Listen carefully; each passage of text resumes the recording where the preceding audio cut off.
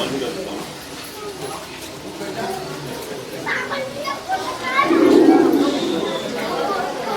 Hello hello, कैसा है मेरा?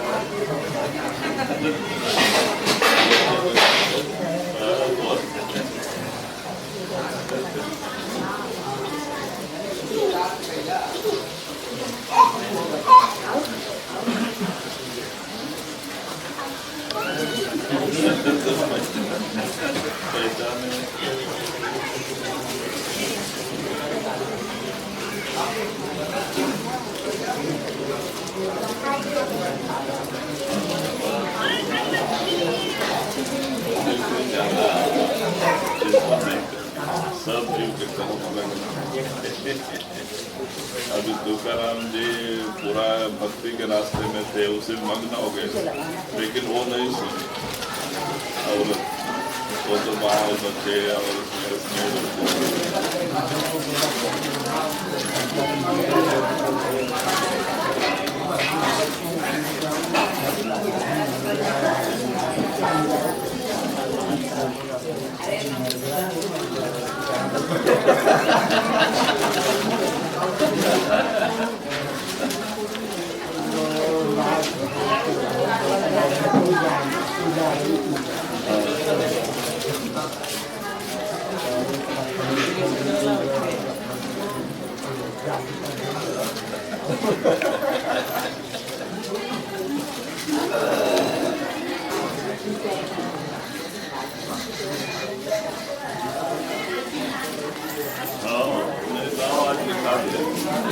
राजेश के लिखा देना, जिनके नाम नहीं के लिखा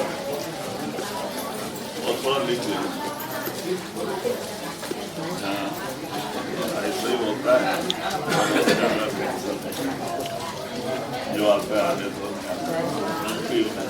कर्मांतर बुद्धि होती है, सबकी कर्म अलग अलग है, कर्मांतर बुद्धि होती है सबकी।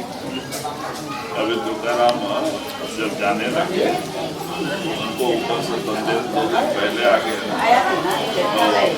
पांडुरंगा ने संदेश देवदूत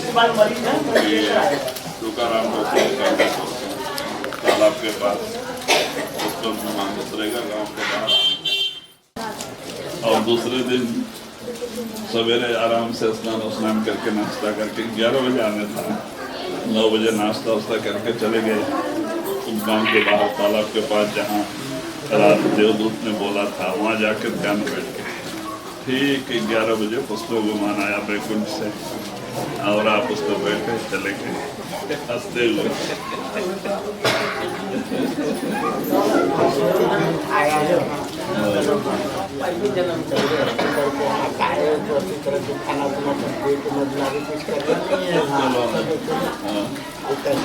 एक बार 2 बार आई है।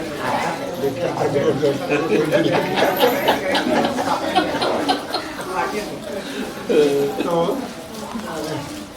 आई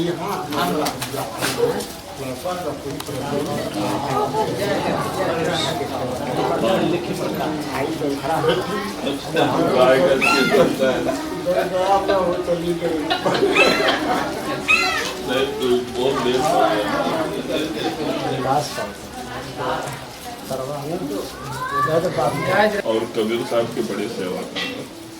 और बाद में धनी धर्मदास के कुटुंब में उसी को चूड़ामणि को गादी पे बैठा, कबीर साहब के पीठ पे पहले धनी धर्मदास बैठे, उसके बाद चूड़ामणि बैठा, उसके बाद 24 गुरु हुए कबीर के पीठ पे, और बाद में खत्म हो गया। तो ऐसा होता है, घर के सब लोग सत्संगी होना बड़ी बात होती है। उसमें सब आत्माएं हर तरह की आती हैं, सबके कर्म अलग अलग होते हैं। सत्संग में आना तो बड़ी बात है। कहते हैं कि जिसके पूर्वल में लिखा हो इस जन्म में मुक्ति लिखा होता है, वही संतों की शरण में है, और जो संतों से नाम ले लेता है उसका मुक्ति कायम है, और फिर जन्म मरण में तो आना नहीं है। तो इसीलिए ये बड़े भाग्य की बात है कि कुटुंब परिवार में सब सत्संगी होना, ऐसी बात नहीं है। तो हमें किसी दूसरे की चिंता नहीं करनी चाहिए। प्रेम प्यार से है सत्संग लगाने का, अगर उसके तकदीर में होगा खुद आएगा। हमें उसके बारे में नहीं सोचना चाहिए कि ये कौन नहीं आ रहा है, सबके अपने अपने स्वतंत्रता है। जब वो समझ जाएगा उसके इसमें भाग्य में हो तो जरूर आएगा, ऐसा होता है।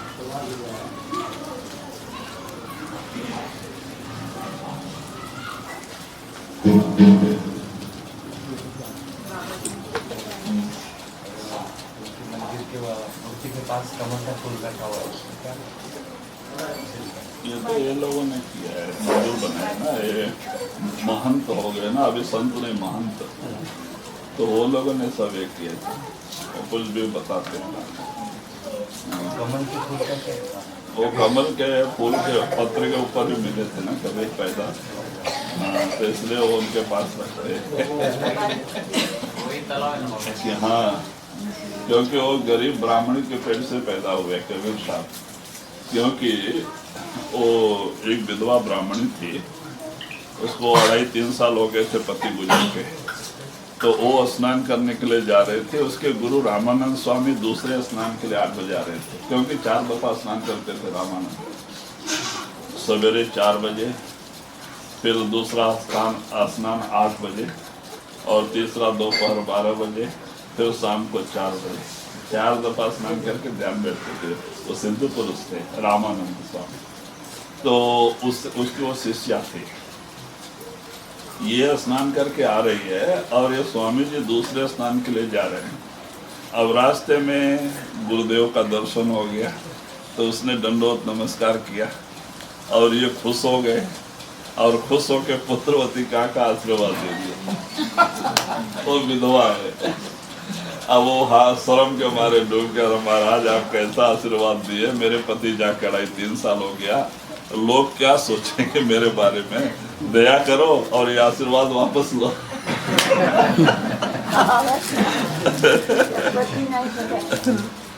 तब वो महाराज हंस के कहते, बेटी तरकस से निकला हुआ तीर, महात्माओं के जबान से निकला हुआ आशीर्वाद वापस नहीं होता। तो महाराज मेरी क्या हालत, तो फिर दूसरा आशीर्वाद देते हैं कि जा, तेरा गर्भ 9 महीने तक किसी को दिखेगा ही नहीं, मालूम ही नहीं होगा। तो इस तरह से आशीर्वाद से कबीर साहब का जन्म हुआ था, रामानंद के आशीर्वाद से। और वो विधवा अपनी लोक लाज इज्जत बचाने के लिए रात को 12 बजे पैदा हुए,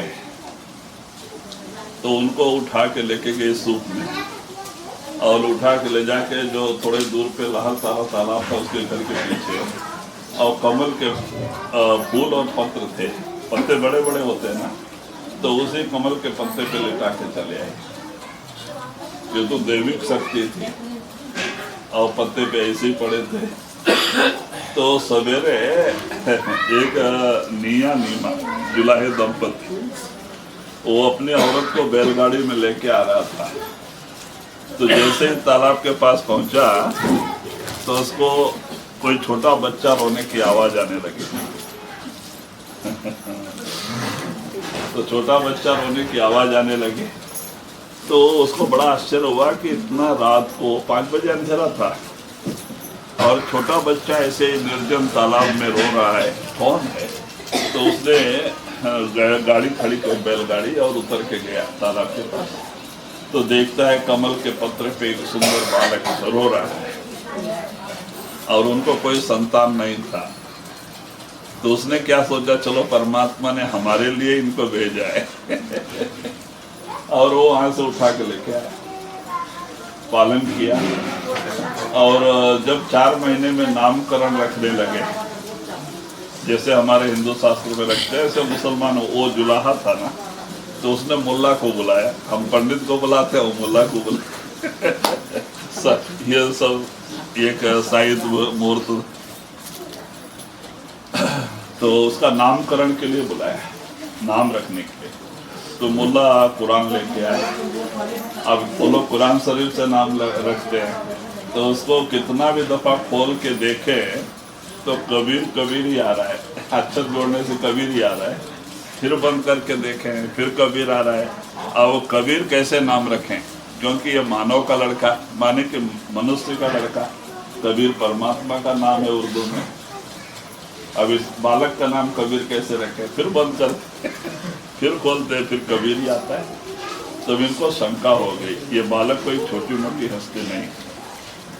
तो वो लोगों ने, मुल्ला उनको जो है भड़क माने कुछ गलत बता दिया कि देखो ये मूल नक्षत्र में पैदा हुआ है, इसीलिए माँ बाप ले जाके इसको तालाब में छोड़ के आए हैं, और तुम दोनों पालन करोगे, तुम दोनों भी नहीं बचोगे क्योंकि मूल नक्षत्र में पैदा होता है, उसका मुंह देखने से माँ बाप बचते नहीं तो इसीलिए ऐसा बता देने से अब औरत डर गई, जब हम ही मर जाएंगे तो इसको पाल के क्या फायदा, ले जाओ इसको तालाब में छोड़ के आओ 4 महीने के बाद तो बाद में वो, और उसका ख्याल नहीं था छोड़ने के लिए आदमी का, लेकिन औरत रोज झगड़ा कर रही। तो बाद में परेशान होकर एक दिन छोड़ने के लिए लेके गए। तो जैसे ही तालाब के पास पहुंचता है तो आकाशवाणी होती है, वो लड़के के अंदर से आकाशवाणी होती है कि क्यों उनका बात सुन के हमें यहाँ छोड़ के जाते हो, तुम हमको लेके चलो, तुम्हारा कुछ नहीं होगा। तो वो आदमी पहले भी नहीं चाहता था, और जब इस तरह की बात सुना तो उसको बड़े प्रेम से उठा के लेके आया। फिर किसी मुल्ला को नहीं बुलाया। जब वो लड़का 5 साल का हो गया तो उनसे कोई भी पूछे तुम्हारा नाम क्या है तो कबीर ही बता दो इस तरह से खुद उनका नाम कबीर पड़ गया, क्योंकि वो ऊपर के मंडल से आई हुई आत्मा थी। ऐसा कबीर साहब का जन्म, वो कमल के है इसलिए वहाँ कमल दिखाने के लिए रखते कि कबीर साहब इधर ही पैदा हुआ, लेकिन वहाँ नहीं हुआ वो तो तालाब में पैदा, तो कहाँ हुए तालाब में, वो मिले थे उसको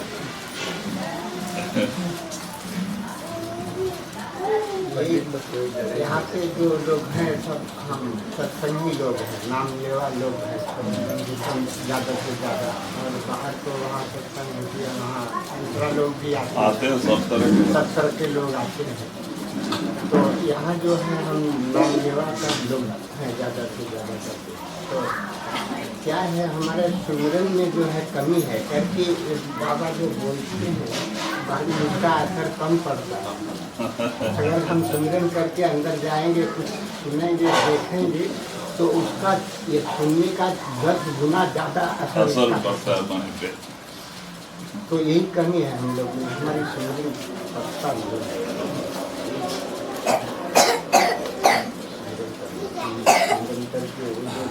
शब्द है सुनना चाहिए किसी को नहीं, हमको तो लगता है किसी थे। वो कबीर का सत्संग सुन के आश्चर्य हुआ कि अभी छोटा सा बच्चा, इसने कब ध्यान किया, कब तपस्या किया, इसको एक ज्ञान कब आ गया, और बड़ी ऊंची बात बता रहे समंदर के बारे में। तो कोई महात्मा ने जाके प्रश्न किया, बोलता अरे लड़का ऐसा है तो इसका गुरु कैसा होगा उनको डाउट हो गया ना। तो जाके वो सत्संग खत्म होने के बाद में नमस्कार करके कहता है बेटा तेरा गुरु कौन है। अब उन्होंने गुरु तो किया नहीं था, वो स्वयं ताकत।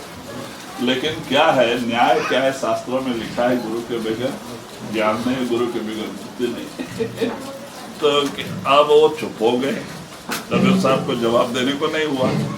तो सोचा बाहर दिखाने के लिए तो किसी को गुरु बनाना बड़ा जरूरी है, नहीं तो इज्जत नहीं रहेगी।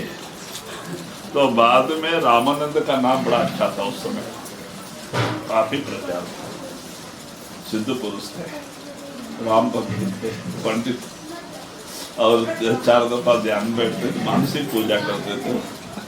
तो बाद में सोचे इन्हीं से नाम लेना, जिसका नाम है उसी से।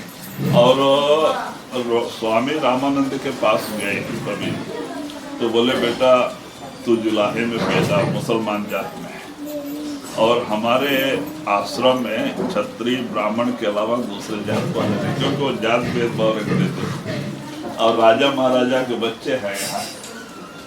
अगर मैं तेरे को उपदेश दे दूंगा, उनको मालूम होगा कल मेरा सिर काट देंगे, राजा मुझे दंड देंगे, तुमने मुसलमान के बच्चे को नाम दिया मैं नहीं दे सकता, इनकार कर दे।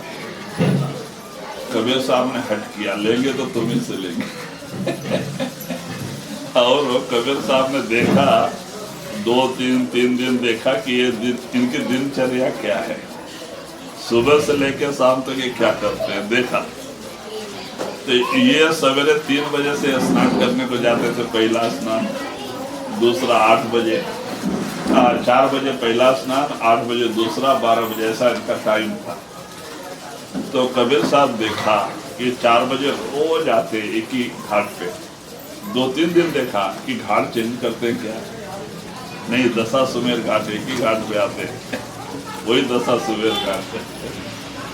तो एक देखा, जब 2-3 दिन देख लिया तो इनको पूरा विश्वास हो गया कि बस एक ही घाट पे आते हैं महात्मा। तो उन्होंने क्या किया, 4 बजे बराबर आते हैं, 3 बजे से जाके उधर ही सो गए सीढ़ी पे। देखो कितना कपड़ा उतार के उधर ही पड़े बच्चा 6 साल का, और ये राम राम करके खड़ा हूँ पहने हुए लकड़ी का चप्पल, क्योंकि चमड़े उमड़े को पहनते नहीं महात्मा खड़ाऊ चलती है ना ये उत्तर इंडिया में। तो राम राम करते सीढ़ी पे उतर रहे थे, और जैसे ही जब वो सोए वो सीधा उनकी तरफ आ गए घिसक के, और जैसे उनके छाती पे इनका खड़ाऊ का पैर पड़ा तो नरम नरम लगा बच्चा। तो सोचे कोई जानवर के ऊपर पैर पड़ गया, उनके राम राम करते पीछे उठाया, पैर ऊपर उठाया, तो उन्होंने बस पैर पकड़ लिया नीचे से। कबीर देखो, कहते हैं कि महाराज आपने मुझे नाम उपदेश दिया क्या, नहीं क्यों राम राम करते पीछे हटे ना, और उसने पैर पकड़ लिया, सुना और राम नाम भी देते थे। तो वो कहते अरे मैंने कब दिया तेरे को उपदेश, महाराज अब भी आपके जबान से मैंने राम राम नहीं सुना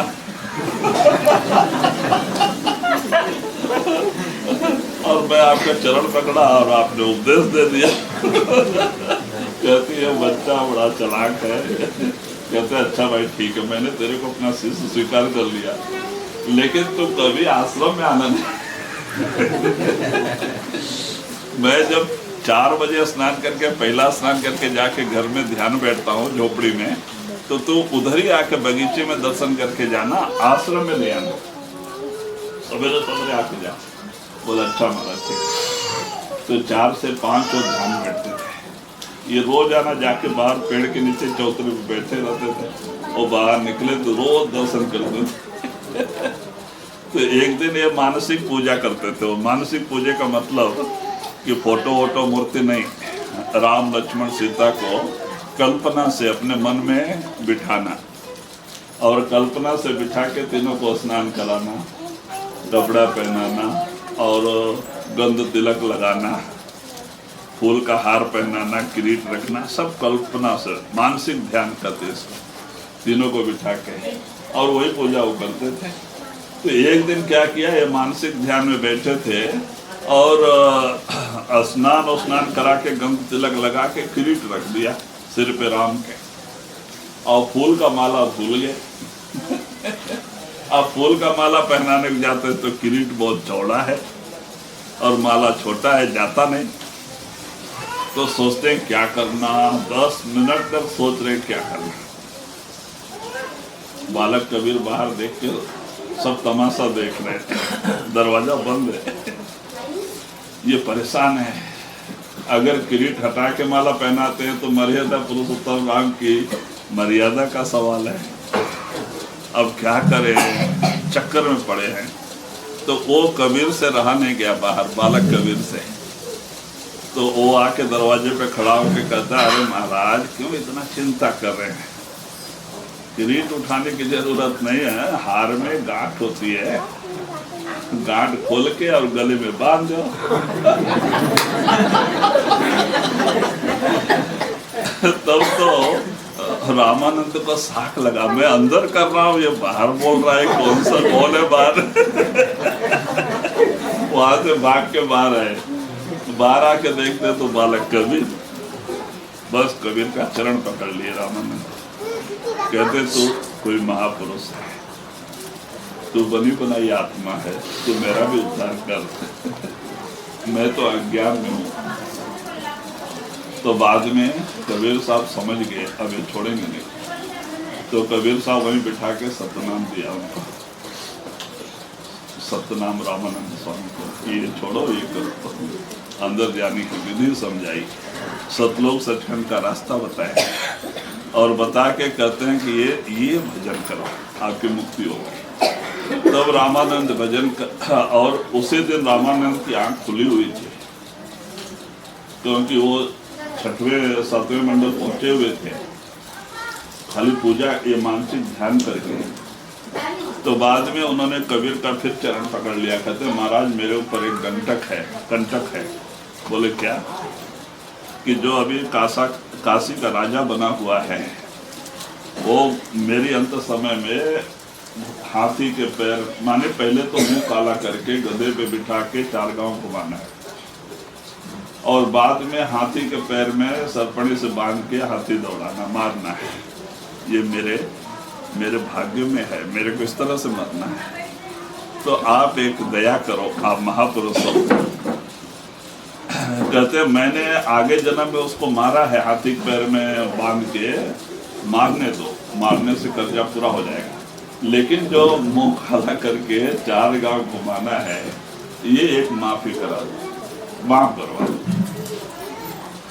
कबीर साहब हंसने लगे, कहते भाई तुमने आगे जन्म में उसके साथ ऐसा किया है, तुम राजा थे वो ब्राह्मण था, तुमने इस तरह से उसका अपमान करके मारा है, अब वो बदला लेने के लिए राजा बना है, अब तुम ब्राह्मण बनो। बदला का तो बदला देना पड़ता है। कहते देखो मैं महात्मा हूँ और तुम्हारा गुरु हूँ, अभी ऊपर से देखने के लिए दुनिया क्या बोलेगी, कबीर का गुरु, और मेरा अपमान होगा तो तुम्हारा अपमान होगा, महाराज एक माफ करवा दो। तब कबीर साहब को दया आ गई, कहते अच्छा ठीक है मैं तो प्रयत्न करूंगा। फिर बाद में सत्संग करते करते करते राजवाड़े की तरफ गए, राजा रानी सब शिष्य हो गए और कुछ दिन तक इतना उनको सत्संग में आकर्षित किए हैं कि वो लोग पूरा गुरुमुख माने इनके पूरा विश्वास करते। राजा रानी जाते तो सिंहासन से नीचे उतर बैठते थे, इनको ऊपर बिठाते थे, सत्संग करवाते थे। तो जब समझ गए कि अब ये पूरा समझ गए संत मत को, तब एक दिन कबीर कहते हैं कि देखो भाई हमने आपको नाम तो दे दिया लेकिन आपसे दक्षिणा नहीं मांगा, अब मैं आपसे कुछ दक्षिणा चाहता हूँ। बोले महाराज पूछो। आप हमारे गुरु हो, आपको चाहे तो राजपाट सब दे देता हूँ। मैं भजन भक्ति करूँगा। कहते नहीं भाई हमको राजपाट नहीं चाहिए, हमें और कुछ चाहिए, वो आपको देना है। बोले मांगो तो बोलते हैं रामानंद को मुंह काला करके गद्दे पे बिठा के 4 गांव घुमाना, यही एक मुझे दे दो गुरु दक्षिणा में। देखो उनको भी बांध दिया, दक्षिणा की बात है। तो बाद में राजा बड़े चक्कर पड़ गया, कहता महाराज ये तो हो नहीं सकता। उन्होंने मेरे साथ ऐसा किया अगले जन्म में, अब इस जन्म में मैं उनके साथ इस तरह का व्यवहार करना है, तो बदला है। तो कहते नहीं, एक बार यही एक दक्षिणा दे दो, मैं गुरु हूं तुम्हारा, अगर आप नहीं दोगे तो आप मुक्त कैसे होगे? गुरु नाराज हो जाएगा। माल दिया उनको। तो उनकी आंख से राजा के आंसू आ गए। कहते महाराज एक तो मैं आपको दक्षिणा में दे देता हूँ, लेकिन हाथी के पैर में बांध के उनको मारना है। उन्होंने मुझे मारा है, मैं उनको मारना है। बोले ये बात ठीक है, उन्होंने तुम्हें मारा है तुम उनको मारो, वो बात अलग है, लेकिन मुंह काला करके गद्दे पे बिठा के 4 गांव घुमाना, यही एक मुझे। तो बोले दे दिया। तो उससे एक बच गया राम, महात्मा होके भी लास्ट समय में। तो ये सब बड़ी गूढ़ बात है। तो कबीर साहब ने उनका भी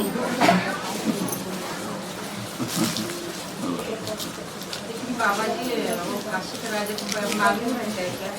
वो तपस्वी लोग ही राजा बनते हैं।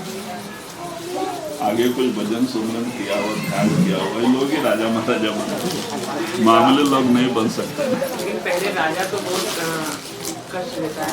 हाँ, जो लोग बाद में राजाओं के कष्ट देते, इसीलिए कहते हैं ना, तब से राज्य और राज्य से नरक, राज नरक के जीव होते हैं। अहंकार में जो कुछ कर्म कर बैठते हैं उसके लिए नरक में जाना पड़ता है। जैसे कबीरदास जब पहुँचते हैं राजा मैंने तो बाद में राजा वीर सिंह बहुत अच्छा उनका शिष्य हुआ, यहाँ तक कि लेकिन एक बार वीर सिंह को अभाव आ गया। होली का त्योहार था और हमारे यहाँ होली का त्योहार बहुत ज़्यादा अच्छा बहुत मनाया जाता है। 3-4 दिन होली कलर डालने का। तो उसमें ये क्या किए, कबीर साहब ने सोचा कि देखेंगे राजा का प्रेम सच्चा है या दिखावटी। तो कबीर साहब ने क्या किया, एक वेश्या थी जो कबीर साहब की शिष्या थी और बड़े अच्छे भजन सुमरन करती थी, काफी उसमें परिवर्तन आया था, लेकिन दूसरे को मालूम नहीं किसने नाम लिया है, लेकिन वो बड़े भक्ति भाव में रहती है, लेकिन बाहर किसी को पता नहीं, उसका तो पुराना ही स्वरूप सबको मालूम है। तो बाद में वो भी उनका ही शिष्य थे, तो एक तो रविदास चमार के ऊपर हाथ डाले और दूसरे तो वो उस वेश्या के ऊपर, और दोनों हाथ में 2 कलर का बाटल पानी भर के रखा था जैसे शराब की बाटल, और ऐसा ऐसा झूमते, वो तो परीक्षा था राजा का, और झूमते झूमते बनारस के रोड पे निकल पड़े आश्रम से।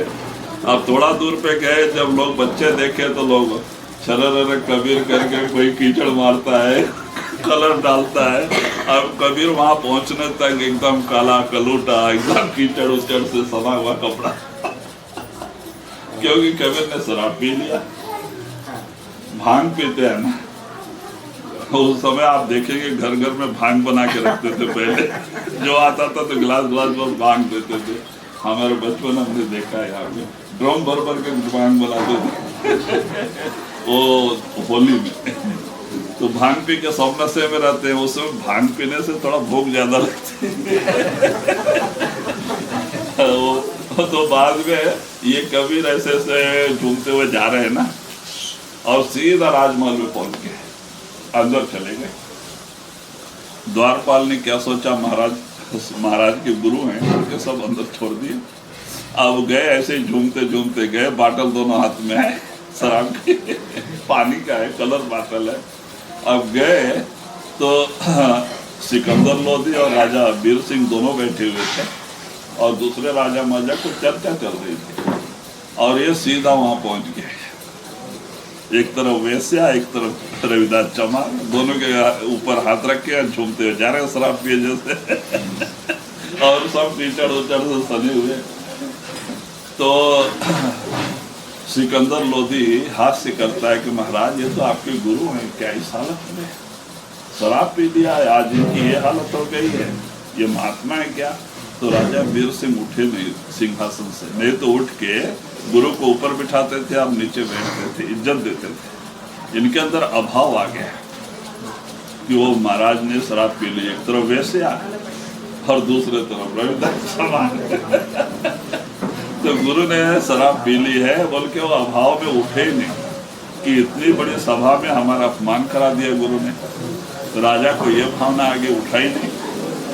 तो बाद में कबीर साहब देखे और सोचे कि अब तो ये गिर गया भक्ति से, तो उन्होंने जो पानी लिया था वो अपने पैरों पे से उलट दिया। तो सिकंदर लोधी को शंका हुआ, वो रविदास से पूछता है कि अरे महाराज ये क्या बात है, शराबी शराब कभी फेंकता नहीं, मर जाएगा लेकिन फेंकेगा नहीं, और ये पैर पे डाल रहे हैं। तो कहते नहीं, रविदास क्या बोल रहे हैं, जगन्नाथपुरी में आरती कर रहे थे पंडा, और उनके कपड़े में आग लग के मंदिर में आग लग गई, आग बहुत भड़क गई है, और कबीर अभी बुझा रहे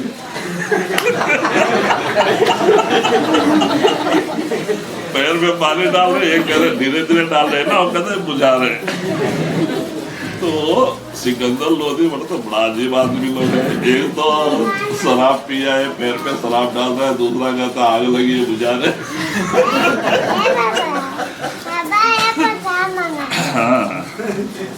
तो बाद में तो सिकंदर लोधी वीर सिंह से कहता महाराज पता लगाए जाना, इसमें जरूर कुछ राज है। शंका हो गई उनको और तुरंत फास्ट घोड़सवार भगाए गए, जाओ जगन्नाथ में जल्दी देख के और वहां से आओ क्या हालत है। जब घोड़सवार वहां पहुंचे शाम तक तो पूछने लगे क्या हो गया, तो कहते नहीं दोपहर को आग लग गई थी आरती करते समय, आग बहुत भड़क गई और कबीर साहब दोपहर को आके बुझा के गए। बात सच हो गई। अब जब वो लोग आके ऐसे बोले तब तो राजा का पसीना छूटने लगा, अरे मैंने तो गुरु का अपमान कर दिया, अभाव आ गया मेरे अंदर, क्या करे, बड़ी पश्चाताप हुई। फिर वहां से रथ निकाले, भागे भागे कबीर आश्रम में पहुंचे और जाके माफी मांगने लगे। कहते नहीं अब तो गिर गया, तेरे को अभाव आ गया गुरु के ऊपर, अब कुछ नहीं किया जा सकता। तो कहते वो वीर सिंह बड़ा अच्छा था, प्रमुख था, लेकिन क्या करे, देखो कभी परीक्षा ले तो ऐसा हो जाता है।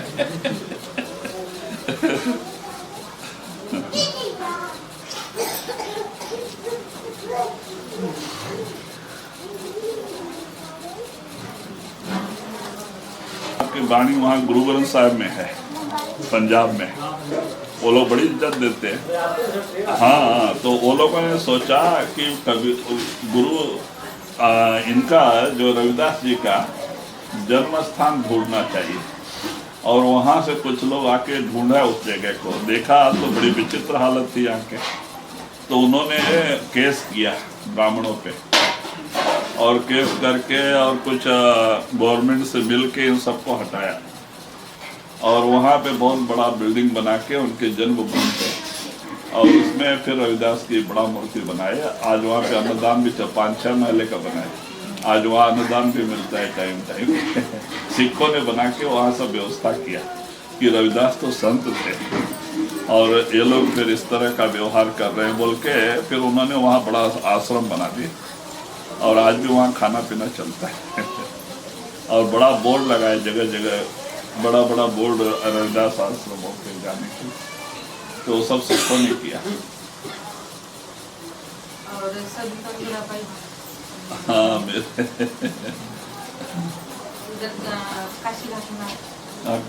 काशी में आई थी स्नान के लिए, तो रविदास जी का सत्संग सुन के उनके शरण में चले गए। नहीं, उनके आश्रम पे ही, क्योंकि मेरा भक्त थी ना, जहाँ साधु संत रहते वहाँ जाती थी, तो इस तरह पता चला कि यहाँ अच्छे महात्मा रहते बोल के चले गए। सत्संग चल रहा था, सुनी तो 2 दिन 3 दिन सत्संग सुना, नाम ले लिया मीरा ने, कृष्ण की भक्ति छोड़ के शुद्ध शब्द अभ्यास करने लगे। और मीरा पहले से निर्मल पवित्र थी ना, उसकी रूह जल्दी चढ़ाई कर गई, उसकी तीसरी आंख खुल गई, गुरु अंदर प्रकट हो गया, शब्द प्रकट हो गया, इसलिए मीरा दीवानी आनंद से नाचने लगी सब साधु संतों के बीच में, क्योंकि उसके अंदर गुरु प्रकट था, शब्द प्रकट था।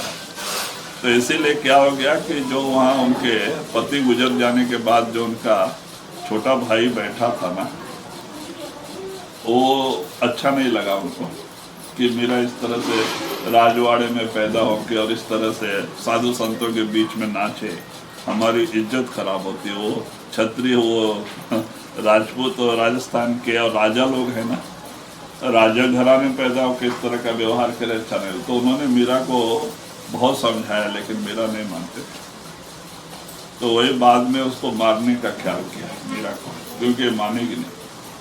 तो जहर का प्याला एक दासी के हाथ में दे के और भेजा कि जाओ उसको दो, लेकिन उनको गुरु चरणामृत कह के देना, क्योंकि मीरा को गुरु के ऊपर भरोसा है। तो जब दासी ले जाके देती है कि राणा ने तुम्हें चरणामृत भेजा है, थोड़ा रास्ता छोड़ो,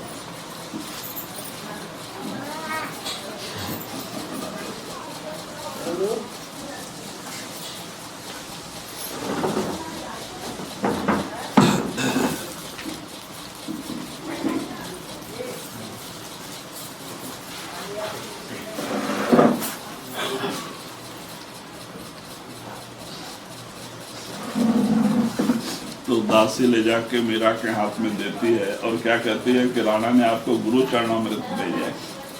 और गुरु चरणामृत कहते उन्होंने आओ देखा न ताओ, गुरु चरणामृत बोला तो गुरु के ऊपर विश्वास, उसने सीधा पी लिया और वो जहर अमृत हो गया।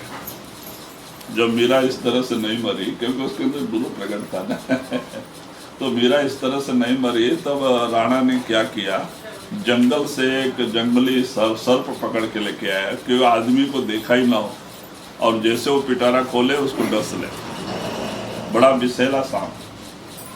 तो वो एक सोने के पिटारे में बंद करके सपेरे से उसमें बंद करवा के और उसमें जो है ताला मार के चाबी दासी के हाथ में देके भेजा, ले जाओ मीरा को दो और कहना कि राणा ने तुम्हें सोने का हार भेजा है और दरवाजा बंद करके अकेला ही पहनना क्योंकि दरवाजा बंद रहेगा सांप काटेगा इसको। तो उन्होंने मीरा लेके गई, दरवाजा बंद किया, जैसे ही चाबी से पिटारा खोला सांप खड़ा हो गया, जंगली सांप। मीरा ने बड़े प्रेम से उसको पकड़ के अब अपने गले में डाल लिया और वो सांप ही हार बन गया। हाँ, तो कहते हैं जब मीरा इस तरह से नहीं मैं तो राणा को भी डर हुआ।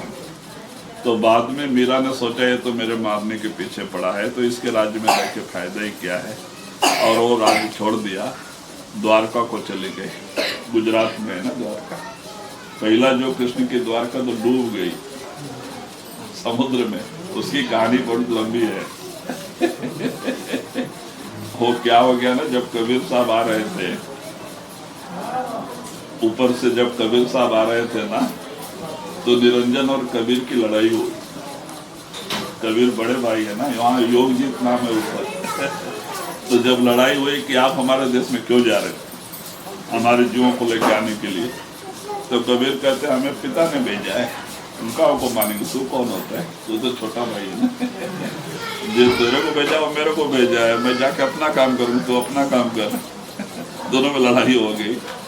तो बाद में वो डर गया, तो बाद में कहता अच्छा आप जाओ, लेकिन क्या करो कि ये जो उड़ीसा में है ना जगन्नाथपुरी, और जगन्नाथपुरी में मंदिर जो है राजा करीब 6-7 दफा बनाया और समुद्र जाके तोड़ दे रहा है।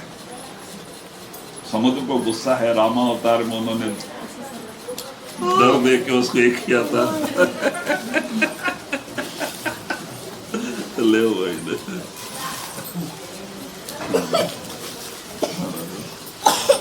जो रामा अवतार में उन्होंने उनको डर दिया था ना कि अभी तुमको सुखा दूंगा, वो गुस्सा था उसके ऊपर और उसने वो चाहता था कि यहाँ कृष्ण की मंदिर बने ही नहीं द्वारका में, यहाँ जगन्नाथ का मंदिर बने ही नहीं। जगन्नाथ बोला तो वही विष्णु। तो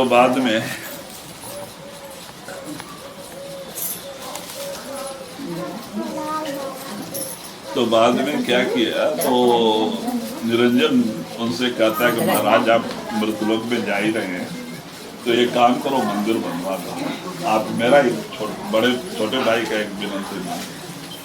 तो बोले अच्छा ठीक है, तो अगर अच्छी बात बोल रहा है मैं मंदिर बनवा देता हूँ।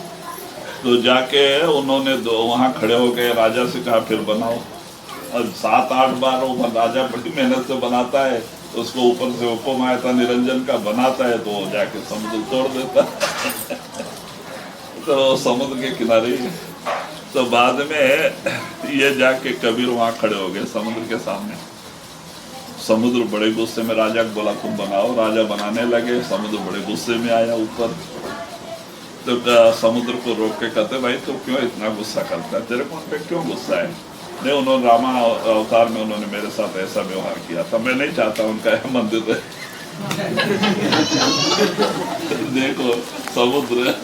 तो बाद में कहते अरे ये एक मंदिर है छोटा सा, यहाँ जो बना रहे हो राजा, द्वारका इतना अच्छा राज्य है ना द्वारका, उसको तो डुबा दे, इसको क्या डुबाता है? बोला हाँ महाराज ये अच्छा होता है।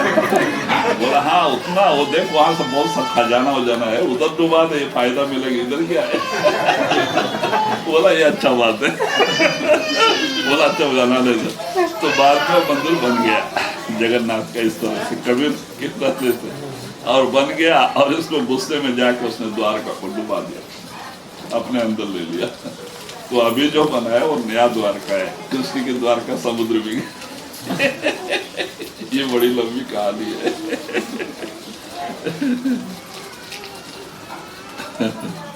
तो इनमें भी ऐसा ही चलते रहता है। समुद्र भी क्या कोई कम नहीं है ना। वो भी मालिक का दिया, उसका बेटा ही है ना वो। जैसे निरंजन वैसे वो।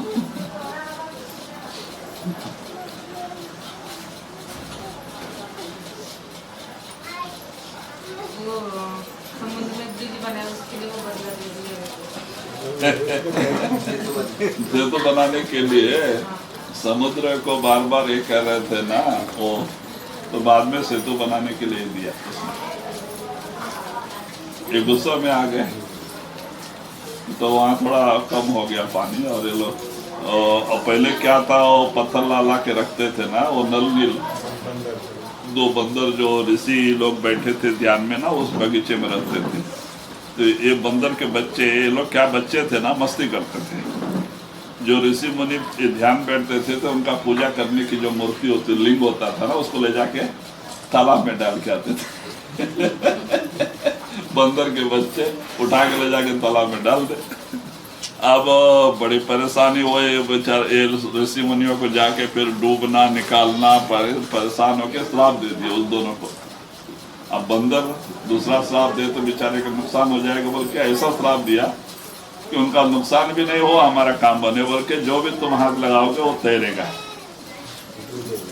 हाँ तैरेगा और डूबेगा नहीं, क्योंकि अब तैरते रहेगा तो हम पकड़ के ले जाकर रख लेंगे। अब डूबने से तो ढूंढना पड़ता है, उसमें से डूब के हालत खराब होती थी। तब ऐसे वो जो श्राप दिए ना वही आशीर्वाद बन गया। जब राम सेतु बनाने के समय पे ये लोग बड़े बड़े पहाड़ सब, ये क्या है ना, जितने बंदर लोग हैं ना, ये सब देवी देवता लोग हैं। जब विष्णु, रावण किसी से मरने वाला नहीं था, इसीलिए विष्णु अवतार लेके आना पड़ा। और जब विष्णु आए तो फिर देवी देवता लोग कह रहे क्या, तो वो लोग को भी बुलाया, क्योंकि मिलिट्री चाहिए ना। तो ये देवी देवता जो बड़े बड़े थे ना, वो बंदर के रूप में आए। सब बंदर के रूप में आए हुए सब देवी देवता थे वो लोग। और हनुमान शिव का अवतार था, हनुमान का। तो ये लोग सब इनके सहायता के लिए आए हुए थे। तो जब ये लोग बड़े बड़े पत्थर उठा के लेके आते थे ना, तो सब डूब जाता था, इनकी मेहनत बेकार जाती थी। तो बाद में इनको ख्याल आया कि वो नल नील है ना, उनको श्राप है ऋषियों का, तो उनका हाथ लगा के उनके द्वारा रखवाते थे अंदर। वो लोग उम्र में थे उस समय, तो वो रखते थे तो सब तैरता था। इस तरह से आधा सेतु बना। फिर इनको भी अहंकार आ गया कि हम नहीं होते तो राम का सेतु ही तैयार है। अहंकार ही ऐसा काम करता है ना। फिर जो हाथ लगा के रखते तो सब डूबने लग गया। ऋषि श्राप भी फेल हो गया। तब लोग परेशान हो गए, अब कितना पत्थर उठा के लाएंगे, नीचे से ऊपर तक पत्थर डालने में। तो बाद में सब जाके राम को बोलते हैं कि महाराज ऐसे ऐसे हालत हो गई। तो राम कहते कोई बात नहीं, सब पत्थर पे राम राम लिख के डालो, तैरेगा। तो राम राम लिख के डालने में फिर तैरने लग गए। तो ऐसा जाके सेतु तैयार हुआ। तो पलटू साहब ने कहा है ना, नाम केरे प्रताप उसे, शिला तरे जल बीज। राम नाम, राम नाम, राम नाम के, तो उसके ही कारण से तैरने लगा।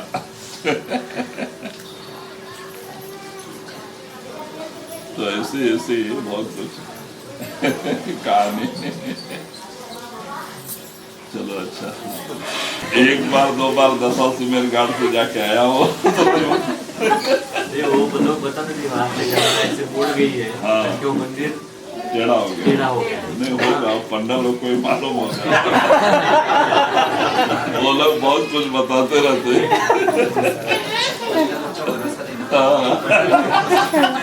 वही लोग बताते हैं।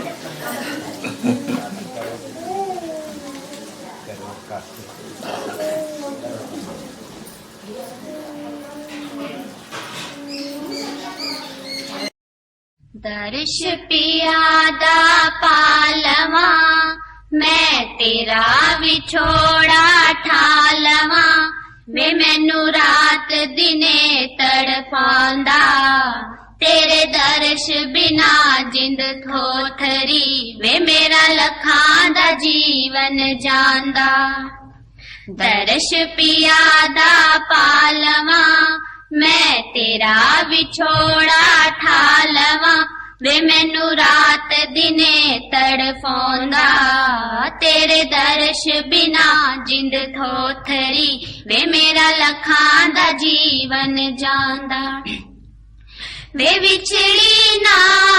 विछड़ी ना गुरु सच्चा टोलिया वे जिंदगी दा मौका जोड़िया वे विछड़ी ना गुरु सच्चा टोलिया वे जिंदगी दा मौका जोड़िया हुण छड़ के झूठी रीति वे आ कर ले सच्ची प्रीति वे मन अजे बाज नहीं आंदा तेरे दर्श बिना जिंद थोथरी वे मेरा लखां दा जीवन जांदा दर्श पियादा पालवा मैं तेरा विछोड़ा ठालवा वे मैनू रात दिने तड़फांदा तेरे दर्श बिना जिंद थोथरी वे मेरा लखां दा जीवन जांदा वे मिलिया है जमा इंसान दा वे जावे ना वेला नाम दा वे मिलिया है जमा इंसान दा वे जावे ना वेला नाम दा ए जिंदगी रतन अमोल है पाकोडियां दे ना रोल वे खटलाहा क्यों शर्मोंदा तेरे दर्श बिना जिंद थोथरी वे मेरा लखां दा जीवन जांदा दर्श पियादा पालवा मैं तेरा विछोड़ा ठालवा वे मैनू रात दिने तड़फांदा तेरे दर्श बिना जिंद थोथरी वे मेरा लखां दा जीवन जांदा वे आवी तू सतसंग कर ले वे मौका है सच्चा रंग चाड़ ले वे आवी तू सतसंग कर ले वे मौका है सच्चा रंग चाड़ ले हुण रब सबब बनाया वे ए सोना समा थे आया वे फिर वेला बीतदा जांदा तेरे दर्श बिना जिंद थोथरी वे मेरा लखां दा जीवन जांदा दर्श पियादा पालवा मैं तेरा विछोड़ा ठालवा वे मैनू रात दिने तड़पांदा तेरे दर्श बिना जिंद थोथरी वे मेरा लखां दा जीवन जांदा वे संतां दा नाम ऊंचा हो गया वे जपदा जो सुच्चा हो गया वे संतां दा नाम ऊंचा हो गया वे जपदा जो सुच्चा हो गया अजैब दी देख परीति वे किरपाल ने रखिया कीती वे आ ठंड कलेजे पौंदा तेरे दर्श बिना जिंद थोथरी वे मेरा लखां दा जीवन जांदा दर्श पिया दा पालवा मैं तेरा विछोड़ा थालवा वे मैनू रात दिने तड़फौंदा तेरे दर्श बिना जिंद थोथरी वे मेरा लखां दा जीवन जांदा मिल जैव सार ले मेरी जान दुखाने गेरी अंदर तेरा बिछोड़ा होया खबर ना पैंदी तेरी अंदर तेरा बिछोड़ा होया खबर ना पैंदी तेरी सोने बन विच लूटी साइयां सोल पलंग ने गेरी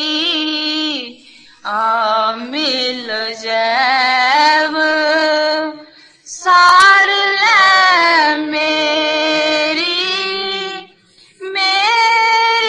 जान दुखाने मुल्ला काजी सानू राह बतावन देन परम दी फेरी मुल्ला काजी सानू राह बतावन देन परम दी फेरी ठाग जगत दे पारी जिया लावन जाल चुफेरी मिल जैव सार ले मेरी जान दुखाने गेरी मिल जैव सार ले मेरी जान दुखाने गेरी नदियों पार मुल्क सजन दा लोभ लहरने गेरी नदियों पार मुल्क सजन लोभ लहरने गेरी सतगुरु बेड़ी फड़िया खलोते तू क्यों लाइन डेरी मिल जैव सार ले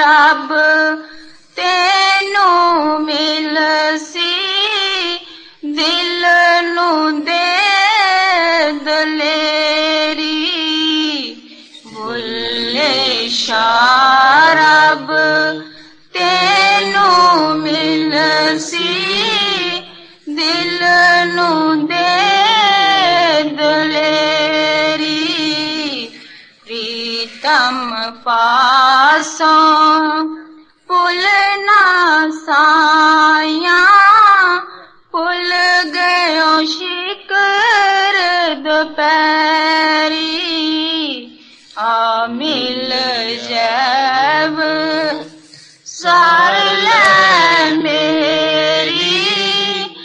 मेरी जान दुकाने गेरी आ मिल जैब